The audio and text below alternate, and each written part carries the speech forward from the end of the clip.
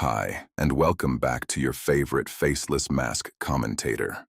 I cover news and share my personal thoughts. If you like my commentary, subscribe and like the video. Today I'm trying out a reaction commentary content format for a few videos. The intent here is more visuals and less AI commentary.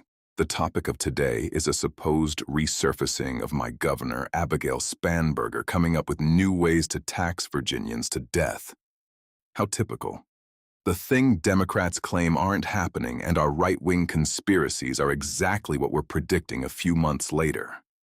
Anyways, if you like or prefer this style of content, again, let me know in the comments or like the video. Abigail Spanberger rarely answers a question directly. And when she does, she doesn't really mean what she's saying, right? Because remember during the campaign in the fall of 2025 when she had no plans to redistrict Virginia? And then what did we just do last month? We had a big statewide redistricting referendum that literally tore people apart from different areas of the county. Northern Virginia is now pitted against South Side, Southwest. He highlights Virginia, but this has become a nationwide thing. Of course, the Louisiana ruling played a massive impact here, but most red states were watching this move very closely, getting ready to respond in kind. Others were already on the fence, then hopped over when they realized that they were part of a redistricting war. Seriously, I had no idea this redistricting stuff was that bad. I really don't think the naysayers should be bitching about fairness. Remember when they were talking about increasing, just levying taxes on just about everything you do in daily life here in Virginia?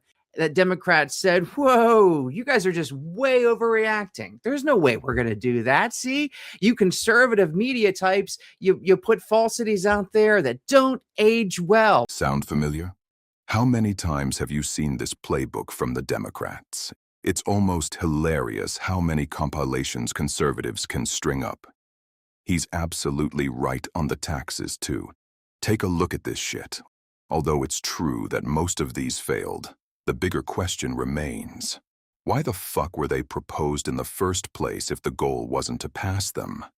Case in point, the firearms and ammunition sales are very suspect as well when you consider the recent gun bill and regulation on firearms that caught a lot of attention. The only reason most of these died in the chambers is because of the massive amount of backlash these policies received. Again, if you weren't going to sign them in, why were they proposed? If it wasn't you who proposed it, can't you disavow it? She's a lying bitch.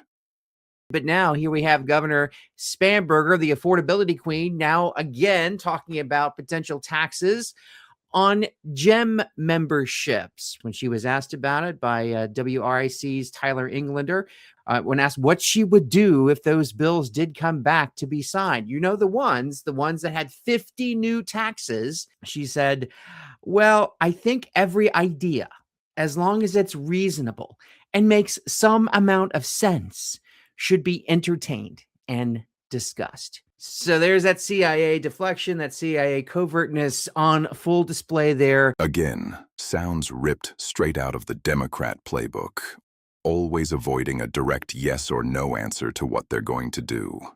In what universe is rising taxes helping with affordability? Why would the affordability queen not state a direct no on this? Believe it or not, we actually have the answer. Take a look at this tweet from Matt Morse. He wormed his way into a low-view Democrat live stream or podcast where a notably Democrat advisor was speaking and said this. Cross-reference this with most Democrat politicians like Abigail Spanberger, Gavin Newsom, Tim Walz, or Zohran Mamdani, and the play becomes clear. They know what they're doing is bullshit, but they're shit at lying. They know they can't win on policy, so this is the only way they can win.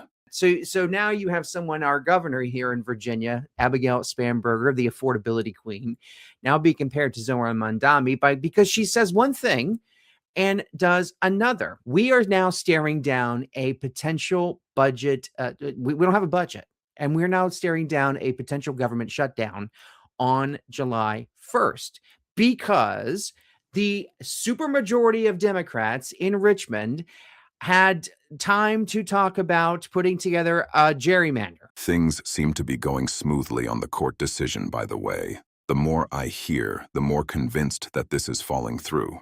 In fact, we should be hearing a final decision quite soon. Plenty of time to say, hey, ICE, get out of Virginia.